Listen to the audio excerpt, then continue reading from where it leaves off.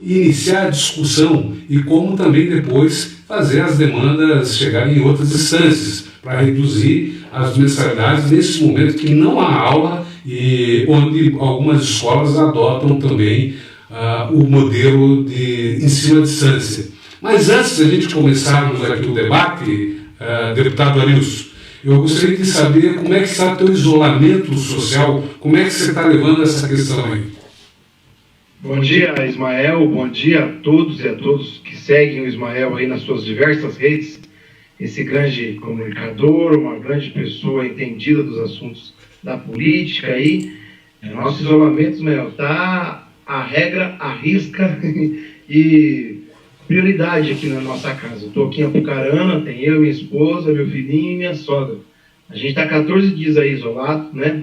As sessões da Assembleia a gente continua fazendo por videoconferência, assim como a gente está fazendo agora, e a gente está se cuidando bastante. Por entender também que o isolamento é a única maneira da gente combater o vírus nesse momento, né? Que é a luta de todos aí para achatar o número da curva de pessoas infeccionadas. Então a gente entende isolamento, a gente entende que não é só uma gripinha, que não é uma fantasia, e que a gente tem que se cuidar o máximo possível e preservar as pessoas que a gente gosta. Deputado Wilson, e como é que é ficar de quarentena com a sogra? É gostoso, viu, Ismael? Não posso falar muito mal, não, porque a minha sogra é um amor de pessoa. Minha sogra ajuda bastante a gente, né? Ajuda a gente a cuidar do meu filho. Qual que é o nome dela? Companheira nossa. Dona Neide. Um abraço, dona Neide, um abraço carinhoso, desde Curitiba. Obrigado, Ismael. Ela é muito hábil aqui, cuida da Jane, né? Que é a minha esposa, ajuda a Jane a cuidar do Benício. E a gente está aqui refletindo. Sabe, Ismael, que esse momento é muito importante para a gente reviver e reentender o significado de família, viu? Tempos de convivência, assim, muita proximidade, faz a gente pensar bastante na vida. E acho que nessa reflexão a gente vê que o modelo que a gente vinha vivendo de sociedade está um pouco errado, né? Deputado Arilson Chorato,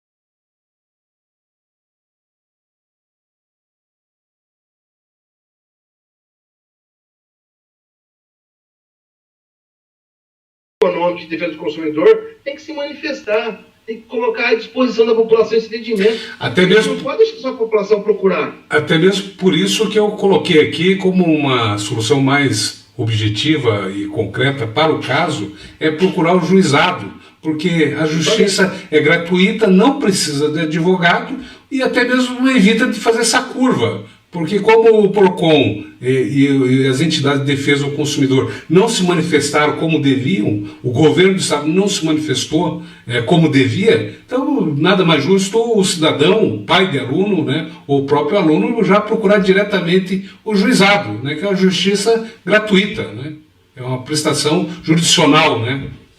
Uma coisa importante de colocar, para muita gente que não sabe, né, existe uma lei federal que proíbe a cobrança de juros e multa nesse momento. Então, a gente tem que já saber assim, quando você tiver com a mensalidade atrasada, a partir de quando foi declarada a calamidade pública, por exemplo, no caso do Paraná, nesse decreto que a gente colocou, é proibida a cobrança de juros e multa. Então, assim, não pague mensalidade com juros e multa nesse momento. Né? Além da renegociação, a gente pode pedir a postergação também. Então, assim, a gente tem que analisar todas essas questões e comprovar, né? Claro, a comprovação é muito importante. Não só da queda da renda, Ismael. A gente não precisa colocar só que a renda. Claro que a renda das pessoas caiu. Muitas pessoas estão em casa, isolamento. Se você é empresário, diminui o seu faturamento, não está recebendo. Se você é profissional que presta serviço, não está prestando serviço, não está trabalhando. Se você é assalariado, pode ter um acordo comercial e está em casa. Né? Então você está com menos renda. Mas fora a menos renda, a conjuntura permite a gente dizer que a gente tem um passivo financeiro muito menor, porque a gente está se prevendo e fazendo recurso financeiro para outras finalidades no momento. A prioridade das pessoas agora é a saúde. Então tem muitas pessoas que estão preocupadas com o plano de saúde, que tem que ser em primeiro lugar, com oferir mais recursos para comprar remédio, etc. Né? A gente tem aí aproveitadores, infelizmente, que cobram agora preços abusivos de determinadas situações. Né? A gente vê que as pessoas cobrando preço do álcool em gel, preço de luva, preço de máscara subindo. Isso é passível de denúncia, né? Inclusive tem multa para isso, tem até cancelamento do alvará de funcionamento, mas isso não é diferente para outros ramos comerciais. A gente vê preços de mercadoria subindo e preços de serviços prestados subindo, né? Então, assim, tem vários tipos de denúncia que a gente está acompanhando aí, que envolvem todo esse processo. Deputado Chorato, vou fazer aqui um parênteses aqui para discutir essa questão de saúde, que é uma coisa ligada à outra. Uma é decorrência da outra, mensalidade, quarentena, redução da mensalidade, qualidade de educação. Ontem foi o Dia Mundial da Saúde, até eu gravei um vídeo, fiz uma live falando que a saúde ela deveria ser inscrita no rol daqueles itens fundamentais para a soberania de um país. A gente viu agora, por exemplo, nessa crise do coronavírus, os Estados Unidos pirateando, pilhando equipamentos de saúde, respiradores, máscaras vindo da China. Então, os países que contratavam essas mercadorias junto à China tiveram essas mercadorias abordadas, né, embargadas pelos Estados Unidos, que puxou para o país deles. Ou seja, é uma prova inequívoca que todo o país, toda a nação que se preze, tenha um sistema de saúde eficiente e que tenha um investimento mais do que suficiente. Talvez a saúde se inscreva ali junto àquelas bandeiras, ali como energia, água, petróleo, né, como fundamentais para uma independência de um país. Eu estou correto nessa avaliação? Está super correto nessa avaliação. Olha, a gente viu, Ismael, está vendo, melhor dizendo, nessa crise, que o modelo de Estado mínimo, o Estado neoliberal, quando defendidos por uns, que a mão invisível do mercado vai resolver o problema, a gente viu que não é bem assim. Que na hora do problema sério, da gravidade que é a saúde, quem ajuda é o Estado de fato. São os governos municipais, estaduais e federal. Por isso a importância de você ter um Estado forte, robusto e com políticas públicas à disposição da população. O primeiro exemplo disso é o SUS. O SUS foi sucateado desde a tomada do poder pelo Temer e agora pelo Bolsonaro, esse ano 10 bilhões a menos o Bolsonaro deixou de fazer revestimento para o SUS. A gente teve a emenda constitucional número 95 do Temer, que congelou os gastos em investimento em saúde, e hoje está aqui o problema. Eu vou dar um exemplo para vocês, Mael. No Paraná, a gente tem 200 leitos de UTI públicos. O governador Ratinho mandou um orçamento para esse ano do Estado, no começo do ano, que era de 48 para 54 a mais bilhões de arrecadação no Estado. Ou seja, tem um aumento na arrecadação de 6 bilhões de reais. Só que investimento em saúde, educação e segurança pública, ele ia ser diminuído com relação ao ano passado de 1 bilhão. Pronto. Agora, qual que é o sacrifício do Estado do Paraná está fazendo? Tentando contratar do privado UTI para poder atender a população. Vai contratar mais 400 UTI, ou talvez mais 600. Quer dizer, pode chegar a 800. Tá, Ismael, sem desmerecer o esforço, sei que é um esforço importante para 800 UTI, se der a gravidade da pandemia que está projetada e que ocorreu no mundo todo, vai morrer gente no Paraná precisando de UTI. Por isso que é importante a gente ter a saúde como prioridade. Tanto só na oferta de serviço, como no teu raciocínio, Ismael. Na produção de medicamento, na produção própria de insumos, na produção de máscara, de álcool, de luva, né? A gente vê álcool em gel agora sendo fabricado pelo MST, por fábricas de refrigerante e bebidas alcoólicas, para poder suprir demanda. Ou seja, por quê? Porque o Estado não tinha uma organização, não tinha um desenho holístico, complexo do sistema de saúde. O Estado brasileiro, assim como outros, mas o brasileiro em especial, é um Estado de dependência econômica. Embora seja um Estado muito rico, com muita qualidade física e natural de produção, é um Estado dependente economicamente de tecnologia. Por isso a gente vê essa barbaridade. Não dá para imaginar, Ismael, que há 10 anos atrás a gente produzia plataforma de petróleo, a gente tinha grandes construções, a gente desenvolvia essa tecnologia e hoje a gente consegue produzir nem luva, nem máscara, nem álcool em gel, rapaz. É um retardo econômico e tecnológico que o Brasil vem sofrendo. Por isso, um país que gaste o seu dinheiro com saúde, com educação, ele é sempre o primeiro mundo. Ismael, veja a Noruega, a Finlândia e a Dinamarca. Quantos por cento do PIB é investido nisso? E veja o retorno de qualidade de vida que as pessoas têm. Eu converso aqui com o deputado Arilson Chorato, ele é deputado estadual pelo PT do Paraná. Nós estamos discutindo aqui sobre redução de mensalidades, sobre os desgovernos do Bolsonaro e do Ratinho Júnior para a questão da educação e para a questão da saúde. E eu quero perguntar aqui, deputado Chorato, você bateu panela pelo Mandetta? Oi? Não. Eu acho assim, ó, a gente tem que fazer um pouco do retrospecto da história. O Mandetta era deputado federal e sempre foi um crítico do SUS, defensor de plano de saúde, teve várias posturas dele lá atrás contra o SUS. Hoje, por incrível que pareça, ele virou um defensor do SUS. Mas não é por ter convicção de que o SUS é essencial. É porque ele está aproveitando o momento para fazer uma disputa política. E, por incrível que pareça, não, ele é o ministro mais sóbrio, mais dentro da realidade que o Bolsonaro tem. O menos lunático, digamos assim. Né? Então, a gente entende o quê? Que ele está sendo mais coerente, ele acredita mais na ciência nesse momento, acredita que o isolamento é essencial para conter a pandemia, acredita que tem que ter, sim, umas medidas fortes pelo governo estadual e municipal por conta do governo federal, está nessa banalidade toda, então ele está se sobressaindo, e positivamente. Então, assim, na hora que tem que criticar, a gente tem que criticar, mas nessa hora agora ele é o mais lúcido. Não que seja o adequado para o momento, tá? Não é isso. Mas dentre os que tem hoje do governo Bolsonaro, é o que melhor ainda pode tratar a questão de saúde pública. Lembrando sempre, tanto ele quanto o Ricardo Barros, que foi o ministro anterior do Temer, que é paranaense, sempre lutaram contra esse modelo de saúde pública que a gente tem. Nunca foram defensores disso. Muito pelo contrário, defensores da saúde privada. E hoje, o que a saúde privada faz, Ismael? Hoje a gente tem plano de saúde que nega atendimento sobre coronavírus, teste, atendimento a pessoas, querendo cobrar ainda além da mensalidade. Inclusive, é objeto de lei estadual aqui, né, que é a Lei 167, que a autoria do projeto inicial é minha, e depois foi passada para mais 53 deputados. Tem uma emenda dela, que era um projeto número 170 do delegado Francisquini, que até proíbe esse tipo de cobrança. Então, assim, a gente tem várias coisas tratadas nessa medida 167, já passou em 2 votações, e eu estou cobrando hoje, na sessão de hoje, o presidente Traiano para poder crescer na votação. Que é essa mesma lei, Ismael, que proíbe o corte de água e luz, isso é uma criação nossa, com a autoria dos 53 deputados, que proíbe o corte de água e luz para pessoas portadoras de deficiência, portadoras de coronavírus, idosos com mais de 65 anos, pessoas com mais de 65 anos de idade, idosos com mais de 65 anos de idade, pessoas informais, que estão no mercado informal, desempregada, desassistido salariado, que ganham o Bolsa Família e micro e pequeno empresário nesse momento. Está dentro dessa lei 167.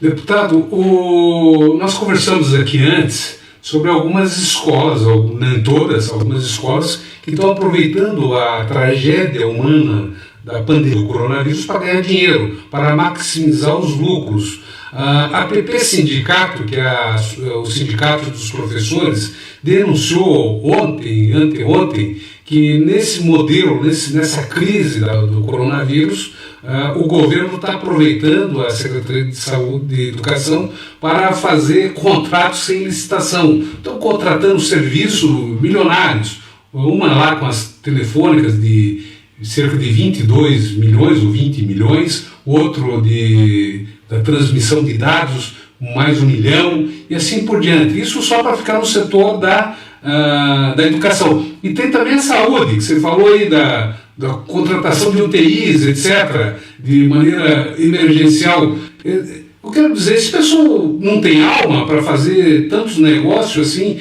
num momento de tragédia humana, onde a preocupação com o erário, com a coisa pública, com a saúde pública, ela fica para o segundo plano, é isso mesmo?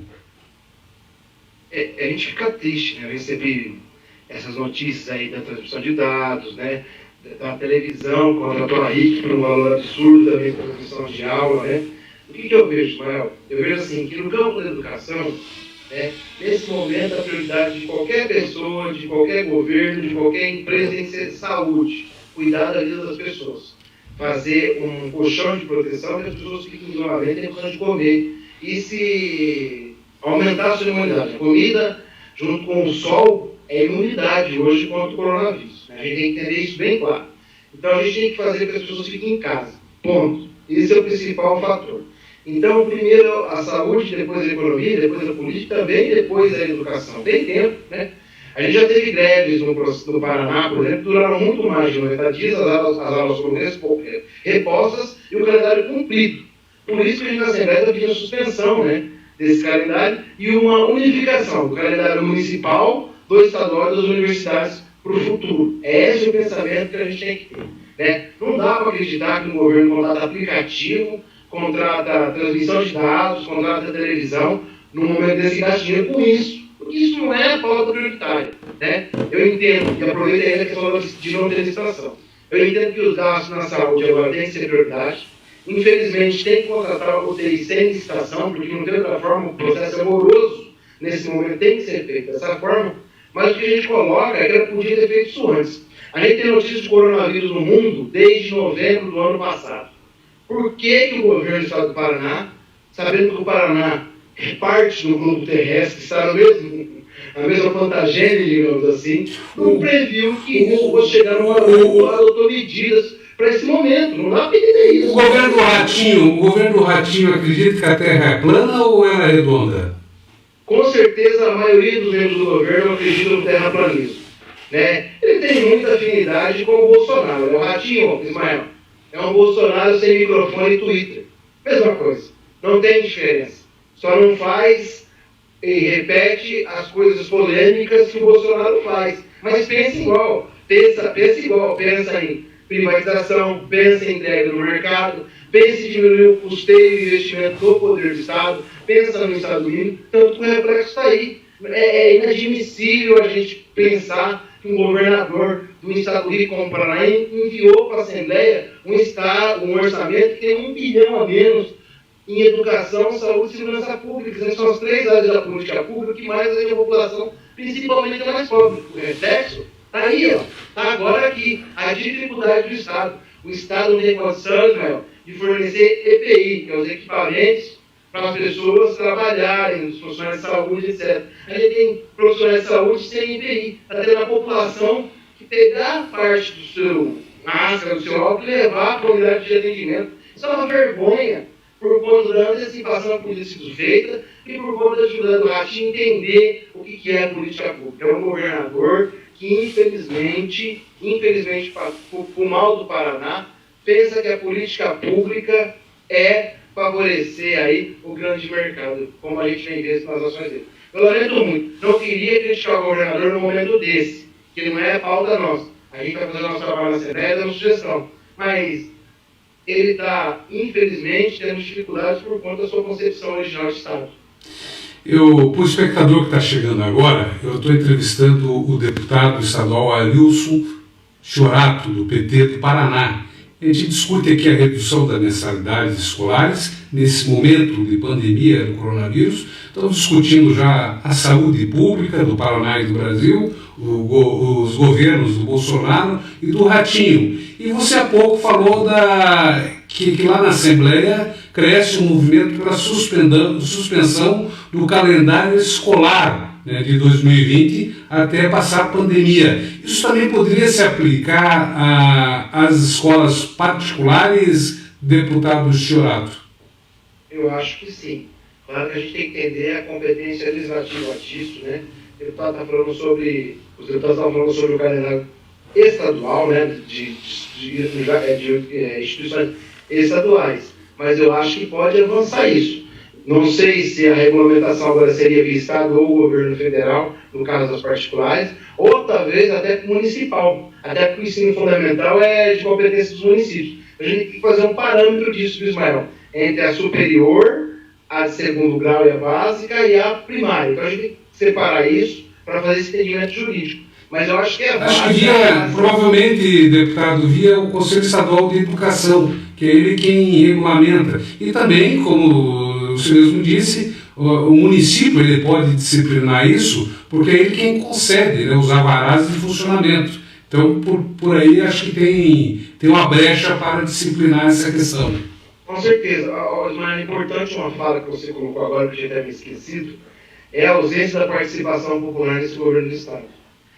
Para instalar esse aplicativo, esse EAD, não foi ouvido o Conselho Estadual de Educação, não foi ouvido os professores, não foi ouvida a comunidade receptora. E a gente tem hoje no Paraná, por exemplo, fora de acesso, pessoas de baixa renda que não têm acesso à internet, quilombola, indígena, pessoas do campo que têm mais dificuldade na internet. Então, se o governo está fazendo um EAD, um ensino à distância, para alguns, e sem contar a dificuldade. A gente mencionou no começo da nossa fala a maturidade disso, né? Tem crianças que estão usando o aplicativo e não sabem a necessidade, e tem pai que tem dificuldade. Hoje mesmo eu conversei com um pai de manhã aqui de Apucarana, me ligou para mim e falou: Wilson, a gente tem um celular em casa, o meu, e minha esposa tem um outro trabalho dela. Se a gente fornece celular para a criança estudar de 2 filhos, a gente está deixando as atividades home office, que é o acordo que a gente tem com o patrão nosso, para fazer em casa, fora da atividade. Ou seja, não existe condições técnicas para isso. Eu acho que o governo do Estado tem que ofertar o EAD, tem, gratuitamente, de forma complementar, não valer fora a aula, não valer para mensurar o desenvolvimento do aluno, nada. É uma obrigação do Estado ofertar esse serviço complementar e não ter obrigatoriedade que está tendo hoje, inclusive para esse tratamento dos professores. É tão perdido o governo do Estado que ele tinha colocado os profissionais em licença, de forma, as pessoas tinham licença especial, né? Compulsória. Compulsória, agora voltou atrás e está dizendo que quem quiser ter licença é voluntária. E não sabe o que está fazendo. O Feder é uma vergonha como secretário de Educação do Paraná. Se você vê o livro dele, O Preso do Elefante, que é um livro escrito sobre como o Estado custa caro para a sociedade, como você coloca um cara que pensa dessa forma... Como que é o nome da obra? O Peso do Elefante. O Peso do Elefante. Ele coloca o custo do Estado, que é para a sociedade, e o pouco de serviço que é ofertado, e a minimização da importância do Estado. Um cara que escreve um livro desse e pensa o Estado dessa forma, não tem como ser secretário. Com todo respeito, não é por ser adversário político e pensar diferente do governador Ratinho. Existem outras pessoas que tinham mais condições de ocupar a secretaria, né? Não estou fazendo uma crítica ao governo, essencialmente, estou dando uma crítica pontual à educação. O Chique Jeitoso daria um secretário da educação melhor que esse Federer. Muito melhor. Primeiro porque tem sensibilidade humana, tem sensibilidade social e entende mais do assunto. É verdade. Você falou agora há pouco das privatizações do Ratinho Júnior, que é uma cópia do Bolsonaro. Ele faz mais ou menos a mesma coisa que o Bolsonaro faz. Privatiza, tenta jogar responsabilidades que são do Estado para a iniciativa privada. E nessa questão da transmissão de dados, chama a atenção, nessa licitação emergencial aí do EAD, a Copel poderia fazer esse serviço de transmissão de dados, né, no EAD como complementar, mas o Estado vai gastar 1 milhão nisso para a RIC, né, se não me falha a memória. A Copel ela tem competência, a Copel Telecom, né, que fornece fibra ótica para as empresas, para as grandes corporações, e está presente nos 399 municípios paranaenses. Isso já não daria conta do recado, deputado? A empresa Copel Telecom, ela não tinha que continuar na mão dos paranaenses, haja vista o seu papel estratégico. Veja, num momento como esse, onde se discute home office, trabalho à distância, ensino à distância, até mesmo do ponto de vista de mercado, né? Você não pensaria, você privatizaria a Copel se fosse o governador? Jamais. Primeiro a gente tem que entender que mudou a reorganização do trabalho no cenário mundial, né? Hoje, a transmissão de dados e o armazenamento é tão essenciais, quanto a água e quanto a energia elétrica para o desenvolvimento da sociedade. Pensar em privatizar a Copel Telecom é pensar contra o povo do Paraná. Primeiro porque ela não é uma empresa deficitária. Muito pelo contrário, ela tem um bom desempenho econômico. Mas mais que o desempenho econômico, ela tem uma função social muito grande. Ela está presente nos 399 municípios. E todo o serviço do Estado de segurança pública, educação e saúde passa pela Copel Telecom. Hoje ela teria condições, junto com a Celepar, que é outra empresa pública, de desenvolver um aplicativo e fornecer um modelo de informática, tecnologia de informação para essa solução agora, com tranquilidade e de forma gratuita. Esse é o principal ponto. Né? A gente tem que entender isso. A Copel Telecom ela tem função social para os 399 municípios. Por quê? Eu vou dar um exemplo. Lá em Jardim Olinda, o melhor município do Paraná, dividido com Mato Grosso, estado de São Paulo. Se você implementa o serviço de internet somente privado, por ter 700 habitantes, logicamente, com a relação oferta e demanda, o custo da internet Jardim Olinda vai ser muito maior do que o custo da internet de Curitiba. Ou seja, você vai fazer com que menos pessoas já tenham acesso e aumente esse valor. Ou seja, você vai deixar as pessoas com menos acesso. Quando é Copel Telecom, eu tenho esse subsídio do Estado, esse entendimento de função social e cobro um preço mais módico e garanto o acesso. 2. O perigo do armazenamento e da transmissão de dados. Hoje, muito mais que o petróleo, Ismael, vale na nossa sociedade a informação. Como você entrega para o mercado a circulação e até o armazenamento de informação. A gente vê aí o resultado do Facebook nas eleições do Brasil, dos Estados Unidos, do Brexit, quanto eles influenciaram por ter dados, por ter conteúdo das pessoas. Se você entregar a Copel Telecom para o mercado privado, você vai estar abrindo essa possibilidade. E se o governador pensa em inovação, que eu acho que ele não pensa em inovação, como ele disse, que fala que o Paraná é inovador, como é que você pensa em estado inovador, onde você entrega a principal empresa de transmissão e armazenamento de dados para o mercado privado? Como é que você pensa no estado inovador se você está secando o orçamento da Celepar, lembrando ao público que assiste a gente, a Celepar é a Companhia de Dados do Paraná, pública, né? E você hoje na Assembleia, através de uma lei do deputado Emerson Vacil, prioriza o software privado do que o público, do que o gratuito. É contraditório, o Vacil é base do governo Ratinho, tenho certeza que foi a orientação do governo do Estado essa lei que ele aplicou. Ou seja, o Paraná corre na contramão do que o discurso faz, né? A cabeça pensa de uma forma, a boca reprime de outra e os pés andam para outro. É uma confusão generalizada para entender o que está acontecendo no Paraná em termos de projeto de Paraná e de governo. Deputado Chiorato, para o espectador que está chegando agora, eu converso com o deputado estadual Arilson Chiorato, Nós estamos falando aqui sobre a redução das mensalidades. Ele lançou uma cartilha, um passo a passo de como os pais podem renegociar os valores das mensalidades escolares. Nós estamos falando aqui também sobre o coronavírus, sobre os governos ratinho e sobre Bolsonaro, e também sobre a organização da saúde, as privatizações, a educação, a qualidade. Nós já avançamos um pouco mais.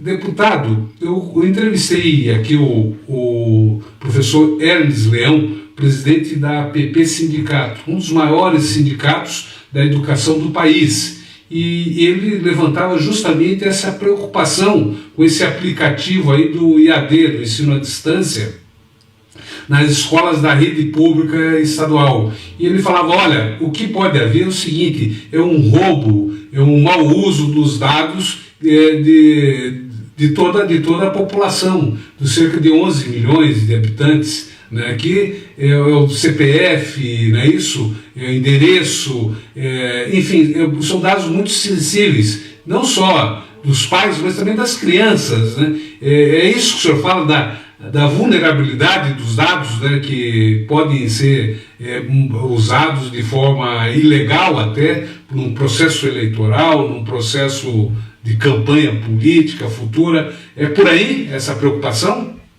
A preocupação no aplicativo específico, no aplicativo direcionado para a educação, o primeiro dele é a falta de maturidade das pessoas usar, a falta de metodologia e o nível raso que é o trabalho de educação e o aprendizado nesse aplicativo. O segundo é usar uma tecnologia desconhecida, né? A gente está pegando, né, tinha condições de fazer isso no Celepar, e está usando dados da educação do Paraná e das pessoas. No componente Copel Telecom, que eu te falei, vai mais além ainda, porque você está toda a transmissão de dados do Estado, dos 399 municípios, de empresas, que tem um capital, um portfólio grande de empresas, e também do Estado do Paraná, dos órgãos e das instituições do Estado. E ali você tem muito mais do que as informações escolares. Tem informação de saúde, tem informação de segurança pública, tem informações pessoais, etc. Aí você fala assim, não, mas é só transmissão. Não existe só transmissão, né? Se você tem o poder de controlar a transmissão, você tem o poder de controlar também o banco de dados futuramente, né? O que trafega ali dentro. Então, assim, a gente tem muito cuidado com isso. Eu citei o exemplo do Facebook, que foi usado, e existe até provas, foi julgado isso em Londres, tem filmes sobre essa experiência, de quanto pode ser usado. O Facebook, por exemplo, captou muito mais do que a intenção de voto das pessoas. Ele captou os gostos das pessoas, as preferências partidárias, as preferências de consumo, as preferências familiares, o jeito de pensar, ou seja, ele tem um checklist psicológico da pessoa, ele consegue mandar mensagem para você, Ismael, falando do que você quer ouvir, ou seja, ele captura aí, com certeza, simplesmente o teu gosto. Então você tem um apelo muito grande nesse momento das pessoas quando você usa essa dinâmica aí. Então é perigoso para a sociedade, é perigoso para a democracia, é perigoso para a existência do Estado e muito é perigoso para o monopólio, porque as grandes empresas transnacionais vão ter mais acesso a isso e vão monopolizar tudo. Daqui a um pouco você vai ver uma única rede de venda de produtos eletrônicos e uma única rede de produtos de transmissão de dados, e por aí vai. O grandão vai engolir o pequeno porque ele é dono da informação, ele comprou a informação. Perigoso demais. Só um governador insensível que pode pensar num momento desse em privatizar uma Copel Telecom e usar um aplicativo desconhecido com 11 milhões de paranaenses. Deputado Arilson Chorato, vamos dar um pulinho até Brasília para falar sobre o Bolsonaro.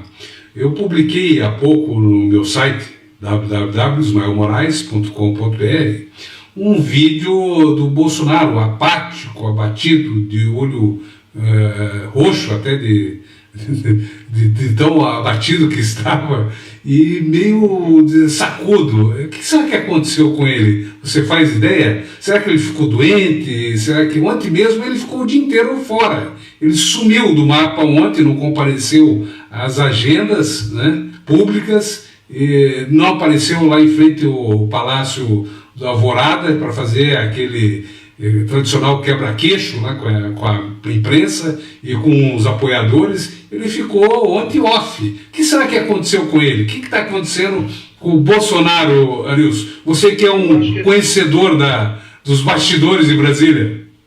Eu acho que ele adquiriu a gripezinha política. Ele coloca o coronavírus como uma gripezinha, eu acho que estava gripezinha política, por isso é isolamento. Né? Até isolamento, não de forma voluntária, acho que isolaram ele no debate político. Né?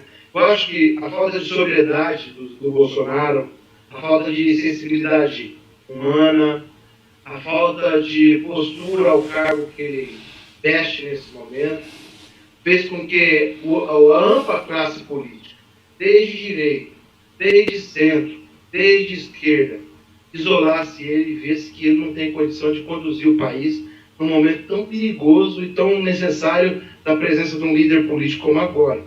Nesse sentido, ele tem lá parte dos ministros que jogam contra ele, no sentido de jogar contra não é de boicotar o governo, é de não pensar igual ele. Tem também uma influência muito grande dos cargos militares que estão no governo hoje. Então, ele tem um militar de um lado, um grupo de ministros do outro, e o Congresso, o Senado e o Poder Judiciário do outro. Ou seja, está ele em casa, o Huguinho, o Zezinho e o Luizinho. O Huguinho, o Zezinho e o Luizinho é os filhos do tio Patinhas, aquele personagem desenho que é os três meninos, né? É os três filhos dele. Então, assim, eles têm os três, a Regina Duarte, o Silas Malafaia e o Marcos Feliciano. Então, esse grupo político aí tem isolamento ideológico, isolamento político e poder de decisão, etc. É duro, mas esse grupo político hoje é o que está sobrando do Bolsonaro. Eu acredito, Ismael, que o Bolsonaro vai ter um problema muito sério. Eu acredito até em deposição dele após essa questão do coronavírus. Eu acho que não vai ser feito isso nesse momento, é a leitura política que eu tenho, por conta que você agrava mais o problema econômico, social e saúde pública no Brasil no momento desse da pandemia, mas eu acho que após vai ser revisto o que vai ser feito com o Bolsonaro. Então, eu acho assim que o isolamento dele não é voluntário. Ele não queria ficar em isolamento, tanto que a gente viu que ele queria andar pelo país, queria conversar com as pessoas, queria falar e queria fazer isso na política. Mas ambas as coisas foram recomendação. De saúde, fique em casa no seu isolamento, e na política, fique em casa também e pare de falar bobagem. Só falta um isolamento para ele, que é o principal. Vim discutindo isso com a presidente nacional do PT, a Gleice Hoffmann. Só falta o isolamento do Bolsonaro, que é o digital. Tirar o celular da mão dele, tirar o Twitter da mão dele, o Facebook dos filhos, etc. Aí a gente vai ter, com certeza, um Brasil mais pacífico, um Brasil mais preocupado com a pandemia e um Brasil com o olhar dos brasileiros. Isolamento de saúde, isolamento político, isolamento digital, a gente fecha o caixão, Ismael, do Bolsonaro no país. E falar em fechar caixão, o Bolsonaro, ele seguiu para os Estados Unidos em começo de março, teve lá com o Trump, etc. Da comitiva dele, formada de 24 pessoas, entre políticos e empresários, 23 ficaram infectados pelo coronavírus. Só o Bolsonaro que não. Agora eu pergunto para você, por que o Bolsonaro até hoje não apresentou a certidão negativa do teste lá, o teste negativo do coronavírus? Por que será? Olha, Ismael, por duas situações. Primeira, a de convicção dele que ele é atleta e que ele não pega. Então ele acha que ele não está doente e pode ser algum. Essa é a primeira. É bailarino? Tem uma música do Chico Buarque, né? Só bailarina que não tem pereba. Então, assim, eu acho que por pensar que ele é imune, ele tem convicção, ele não acredita no resultado do exame. Ele não acredita na ciência, então, logicamente, não acredita no resultado do exame. O segundo, não se divulga o exame, porque o exame pode ser a facada das eleições, Ismael. O exame pode ser a cartada final política para ele, né? Porque daí ele cometeu crime de responsabilidade ao sair, ao espalhar o coronavírus, ao desobedecer a ordem de saúde pública, né? Eu acredito, no meu íntimo, que ele teve contraído o coronavírus, provavelmente possa, de repente, não ter desenvolvido sintomas como todas as outras pessoas desenvolveram, mas que ele possa ter contraído e espalhado. Se ele apresentar o documento, ele é afastado imediatamente da presidência da República, por crime de responsabilidade. né, quebra de decoro e tanta outra coisa. Então ele não vai apresentar por isso. Mas isso vai chegar à verdade num tempo ou no outro. Né? Assim como foi a facada, que logo vai ser esclarecida a sociedade, vai ser esse exame. Mas o principal exame que o Bolsonaro devia apresentar para o povo brasileiro é o de sanidade mental. Esse eu acho que a gente teria que todo mundo exigir dele. É impossível, Ismael, uma pessoa num momento como esse ter as atitudes que ele tem ainda. Estabelecer ainda um nível de preconceito, de ódio e espalhar fake news como ele espalha. É impossível ser normal acreditar que ele está correto em tudo isso que ele está fazendo e que o mundo inteiro está contra ele. E parar de jogar culpa nas mídias alternativas, na mídia também, por dizer que está sendo feito um complô contra ele. Nenhuma mídia no mundo, não estou defendendo mídia A ou mídia B, consegue reunir 141 países do mundo contra uma pessoa. Isso é mentira. E entender também que a China comunista é a dona de todo esse processo, sabe? São coisas assim que a gente não consegue entender que vem acontecendo com o Bolsonaro. De verdade, eu imaginava ele despreparado, desequilibrado, mas não tanto dessa forma.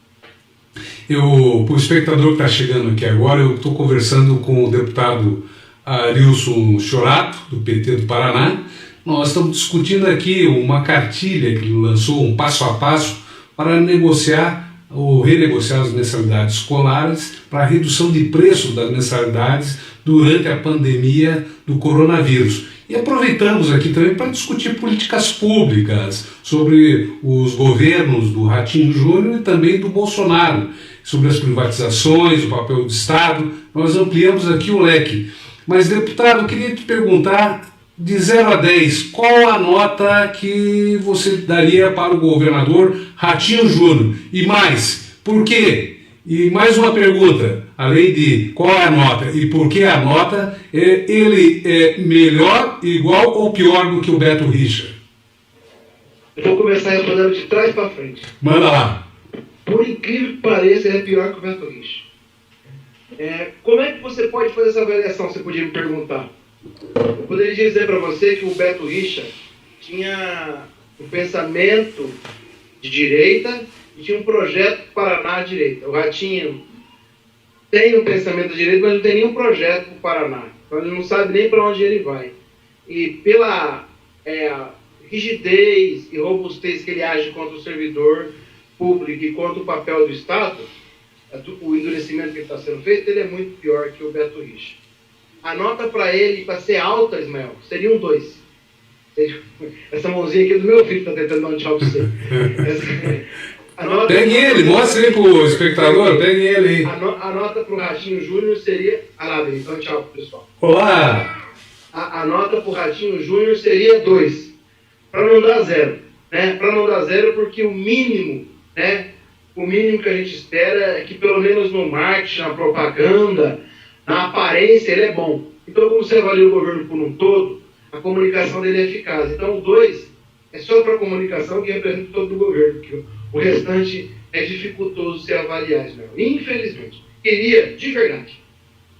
Quem me conhece, as pessoas que convivem comigo, sabem que da verdade que eu vou colocar agora, que é meu posicionamento. Eu queria dar um 8 para o Ratinho Júnior, eu queria dar um 10 para o Bolsonaro, porque muito mais do que sua oposição, eu sou uma oposição crítica, construtiva e crítica também, apontando sempre um caminho. Eu não critico o Ratinho por criticar, ele é o Bolsonaro. Eu sempre faço a crítica e faço o apontamento que eu acho. E elogio. Tem situações que a gente tem que elogiar o governo do Estado, sim.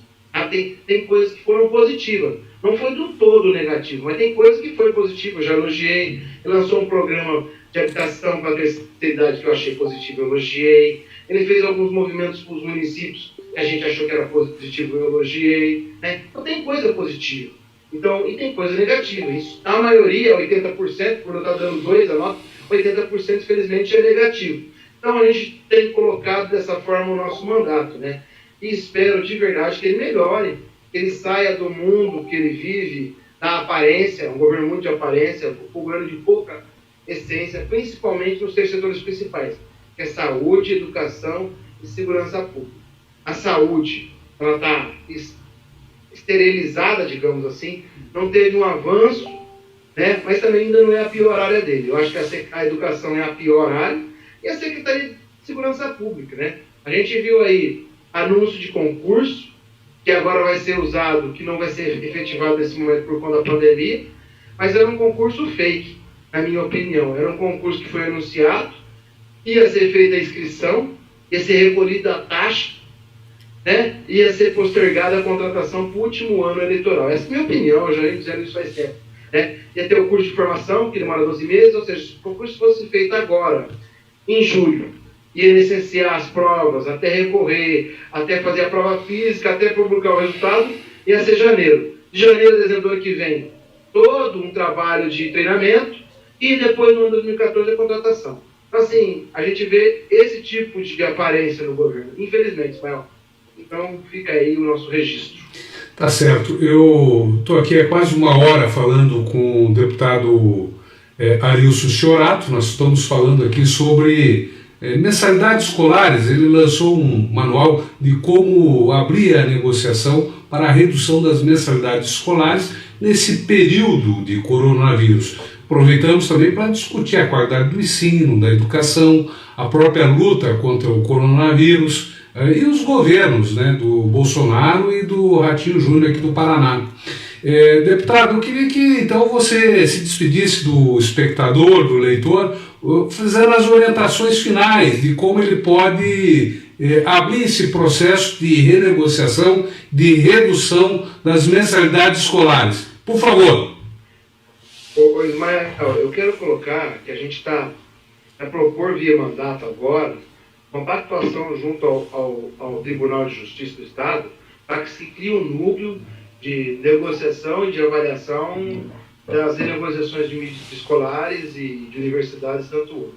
Mas eu quero dizer para você aí que está me ouvindo agora, se você entrar nas nossas redes sociais, que é Arilson Chiorato, todas elas praticamente, e pelo nosso WhatsApp, que é o 439-9959-300, você vai saber passo a passo como fazer. Primeiramente, você tem que ver se o seu contrato de prestação de serviço de educação, se existe a previsão de situação de força maior. Segundo, faça contato com a instituição de ensino, por e-mail ou por telefone, sem deslocamento desnecessário até a sede da escola. Terceiro, exponha a sua real condição financeira. Considere que a instituição de ensino tem um planejamento financeiro anual de custos dos professores e sugira a renegociação ou suspensão temporária, total ou parcial de pagamento. Um acordo em comum, se possível. Aí, depois você vê o modelo abaixo das nossas redes sociais, no site tem, que é o requerimento para o envio para as escolas. São as normas contratuais, defesa do consumidor, prevê a negociação, né? Você vai ver esse requerimento, né? E vai ter uma resposta. Um alerta, não confie em respostas milagrosas.